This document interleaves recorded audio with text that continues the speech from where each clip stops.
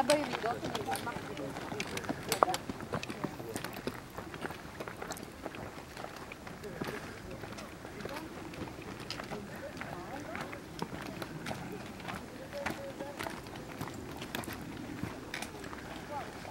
לא, אני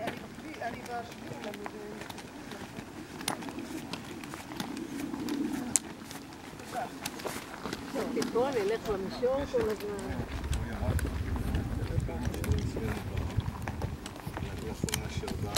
לא, אפשר ממש יבש, כאילו אפיק של נחל. התקשרה אליי לאורה וצעקה עליי.